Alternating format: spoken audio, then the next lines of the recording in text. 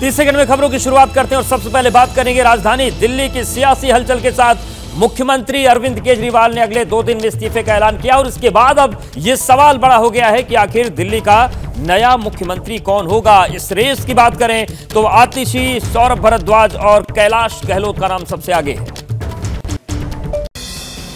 अरविंद केजरीवाल के इस्तीफे के ऐलान के बाद सबसे बड़ा सवाल ये है कि दिल्ली का अगला सीएम कौन होगा। फिलहाल 3 नाम प्रमुखता से सामने आ रहे हैं। कैबिनेट में एकमात्र महिला मंत्री 14 विभागों का कार्यभार संभाल रही हैं। केजरीवाल के जेल में रहते ज्यादातर फैसले लिए। इस लिस्ट में दूसरा नाम है सौरभ भारद्वाज का, जो स्वास्थ्य मंत्री हैं। स्वास्थ्य विभाग के अलावा 6 विभागों का कार्यभार भी है।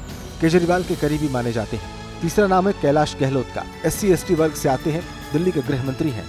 गृह मंत्रालय के अलावा 6 अन्य विभागों का प्रभार भी है।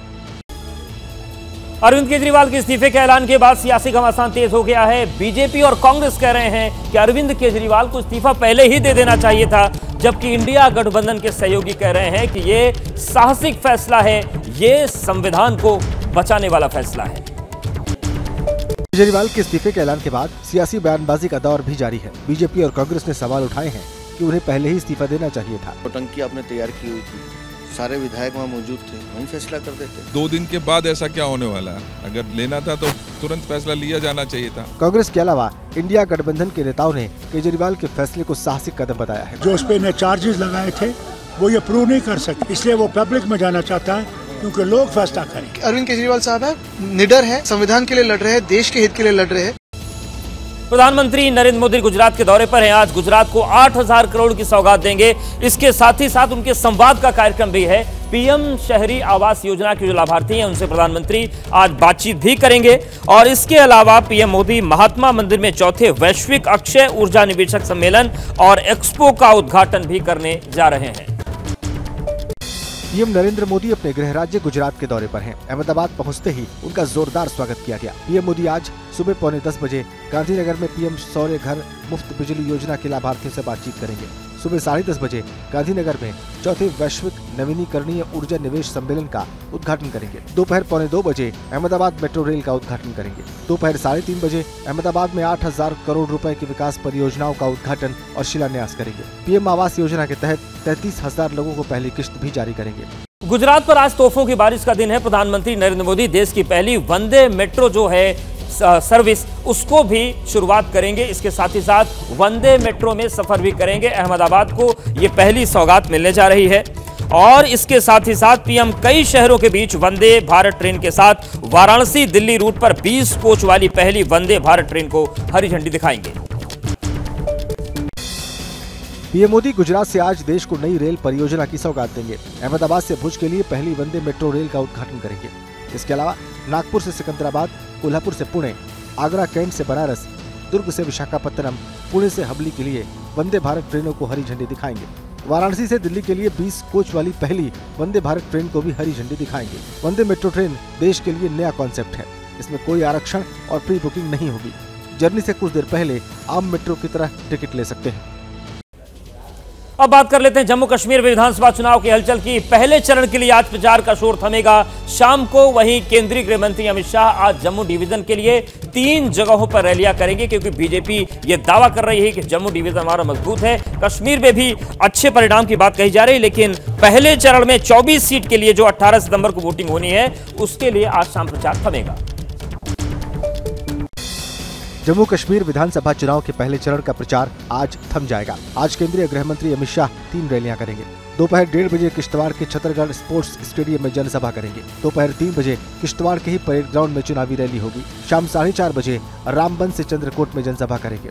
अमित शाह का एक पखवाड़े के भीतर जम्मू क्षेत्र का ये दूसरा दौरा होगा। इससे पहले 6 और 7 सितंबर को जम्मू का 2 दिनों का दौरा किया था और बीजेपी का घोषणा पत्र जारी किया था। जम्मू कश्मीर में पहले चरण में 24 सीटों के लिए वोटिंग 18 सितंबर को होगी। जम्मू कश्मीर के बाद हरियाणा की सियासी हलचल की बात कर लेते हैं। बीजेपी की बात करते हैं। पूर्व मंत्री और प्रत्याशी अनिल विज ने सीएम पद पर दावा ठोका है। उन्होंने कहा कि सीनियरिटी के आधार पर मैं सीएम पद पर अपना दावा ठोकूंगा। आपको बता दें कि अंबाला कैंट से उम्मीदवार हैं अनिल विज। उन्होंने कहा सीनियरिटी के आधार पर मुझे भी सीएम बनाया जाना चाहिए।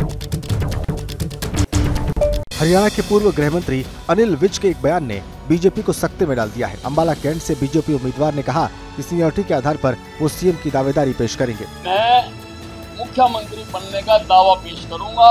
अगर बना दिया मुझे मुख्यमंत्री इस प्रदेश का, मैं हरियाणा की तकदीर बदल दूंगा। अनिल विज के बयान के बाद हरियाणा के लिए बीजेपी चुनाव प्रभारी धर्मेंद्र प्रधान ने साफ कर दिया कि सीएम चेहरा नायब सिंह सैनी ही है। भारतीय जनता पार्टी की सीएम की प्रत्याशी श्री नायब सिंह सैनी है। अब बात बयानों वाले सियासी संग्राम की। राहुल गांधी को आतंकी कहने वाले बयान पर केंद्रीय मंत्री रवनीत बिट्टू अड़े हुए हैं। उन्होंने कहा कि राहुल गांधी विदेश में बैठकर आतंकियों वाली भाषा का इस्तेमाल करते हैं। उनकी जो भाषा है वो पन्नू की तरह है। बिट्टू ने कहा कि संसद में भी राहुल गांधी का बर्ताव यही होता है।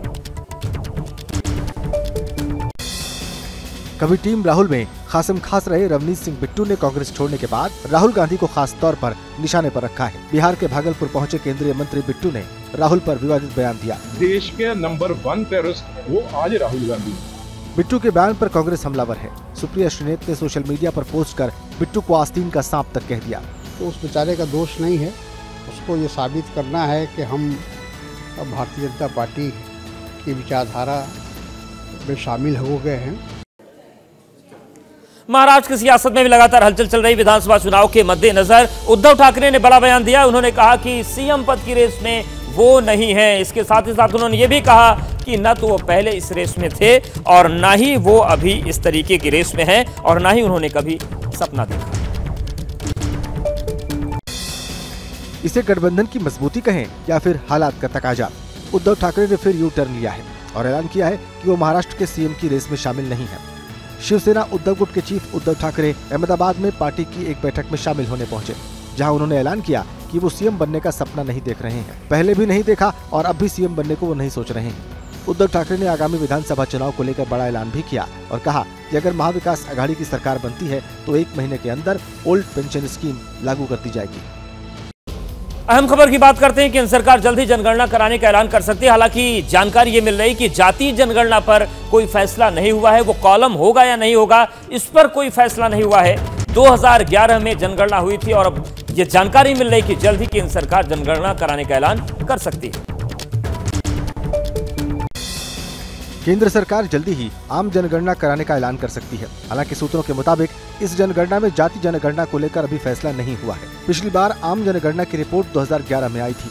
इस बार 2020 में कराई जानी थी जनगणना और आंकड़े 2021 में जारी होने थे, लेकिन कोविड की वजह से जनगणना नहीं हो पाई। फिलहाल 2011 की जनगणना के आंकड़ों के आधार पर ही नीतियां बन रही हैं और सरकारी लाभ दिए जा रहे हैं। जनगणना की तारीखों का ऐलान जल्द संभव है। हालांकि कई सियासी दल सरकार पर जाति जनगणना कराने की पुरजोर तरीके से मांग करेंगे। अब बात कर लेते हैं पश्चिम बंगाल में हलचल जो हो रही है। आरजीकर में महिला डॉक्टर की रेप और हत्या के मामले में जिस तरीके से पूरा कांड हुआ था, जूनियर डॉक्टर लगातार हड़ताल पर बने हुए हैं। वहीं नया अपडेट यह है कि आरजीकर के पूर्व प्रिंसिपल संदीप घोष और एसएचओ अभिजीत मंडल को कल सीबीआई रिमांड में भेज दिया गया है। दोनों पर इस मामले में साजिश रचने का आरोप है। कोलकाता में महिला डॉक्टर से रेप मर्डर केस में गिरफ्तार आरजीकर मेडिकल कॉलेज के पूर्व प्रिंसिपल संदीप घोष और ताला थाना प्रभारी अभिजीत मंडल को 17 सितंबर तक सीबीआई रिमांड में भेज दिया गया है। सीबीआई ने शनिवार को मंडल को गिरफ्तार किया था। मंडल और घोष के खिलाफ सबूतों से छेड़छाड़ का आरोप भी जोड़ा गया है। घोष फिलहाल आरजीकर अस्पताल से जुड़े भ्रष्टाचार के मामले में न्यायिक हिरासत में है। कोर्ट में पेशी के दौरान सीबीआई ने कहा कि केस में दोनों की बड़ी साजिश हो सकती है। इस बीच आरजीकर अस्पताल के जूनियर डॉक्टर्स की हड़ताल और विरोध प्रदर्शन जारी है। भेड़िए के आतंक जूझ रहे बहराइच में कल मुख्यमंत्री योगी आदित्यनाथ पहुंचे। उन्होंने दौरा किया पूरे इलाके का। घायल और मृतक के परिजनों से उन्होंने मुलाकात की है। साथ ही मृतक के परिजनों को 5-5 लाख रुपए की आर्थिक मदद भी मुख्यमंत्री योगी आदित्यनाथ की तरफ से दी गई है। योगी आदित्यनाथ ने पहले भेड़िए के आतंक से प्रभावित इलाकों का हवाई सर्वेक्षण किया, फिर उन परिवारों से मिले जिनके अपने भेड़ियों के हमलों में या तो मारे गए या फिर जख्मी हो गए। पहली प्राथमिकता है कि भेड़िए को रेस्क्यू किया जाए। जनहानि कहीं करता हुआ दिखाई देता तो उससे पहले कि जनहानि करें तो उसको शूट करने के भी आदेश दिए गए हैं। आदमखोर भेड़िए के हमले में जिन परिवार के सदस्यों की जान गई, उन्हें सीएम योगी ने 5-5 लाख रुपए की मदद और सहायता राशि दी। मुलाकात के दौरान सीएम ने बच्चों को गोद में खिलाया भी, उन्हें पुचकारा भी और चॉकलेट भी खिलाई। उत्तर प्रदेश के बरेली में 12 वफात के जुलूस को लेकर जो तनाव का माहौल बना था, प्रशासन ने उसे शांत कर लिया है। दोनों पक्षों को समझाने में प्रशासन कामयाब रहा। दरअसल 12 वफात के जुलूस को रोकने के लिए रास्ते में कुछ लोग बैठ गए थे, हिंदू समुदाय के लोग। उनका कहना यह था कि कांवड़ यात्रा रोके जाने के बदले जुलूस रोकने का फैसला उनकी तरफ से किया गया। हालांकि प्रशासनिक अमले ने कानून व्यवस्था का हवाला दिया और दोनों पक्षों को समझाकर घर भेजा गया। बरेली में 12 वफात के जुलूस की अंजुमन निकालने को लेकर दो समुदायों के लोग आमने सामने आ गए। एक समुदाय के लोग जुलूस का रास्ता रोककर सड़क पर बैठ गए। उनके मुताबिक दूसरे समुदाय के लोगों ने कांवड़ यात्रा नहीं निकलने दी थी, लिहाजा वो भी अंजुमन नहीं निकालने देंगे। इसके बाद तनाव का माहौल बन गया। दोनों तरफ से जमकर नारेबाजी होती रही। 12 वफात के जुलूस की अंजुमन निकालने का विरोध कर रहे लोगों को प्रशासन ने समझाने के प्रयास किए, लेकिन उसका असर नहीं दिखा। भारी तादाद में पुलिस फोर्स को तैनात किया गया। यूपी के कई जिलों में लोग बाढ़ और बारिश से परेशान है। उत्तर प्रदेश में आज भी बारिश का ऑरेंज अलर्ट है। प्रयागराज में गंगा और यमुना दोनों उफान पर चल रही हैं। तो बाढ़ और बारिश का जो कहर है उत्तर प्रदेश के कई जिलों में इस वक्त दिख रहा है और आज भी बारिश का ऑरेंज अलर्ट है, यानी कि अभी खतरा टला नहीं है, ये स्थिति बनी रह सकती है।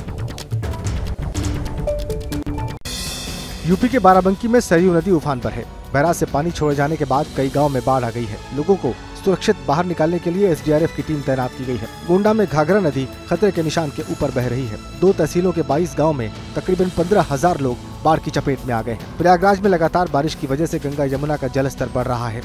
निचले इलाकों में घरों में पानी घुस जाने से लोगों की परेशानी बढ़ गई है। एनडीआरएफ की टीम मदद पहुंचा रही है। पीलीभीत में पानी से लबालब पुल को पार करते हुए 2 बाइक सवार बह गए। लोगों ने दोनों को बचाया।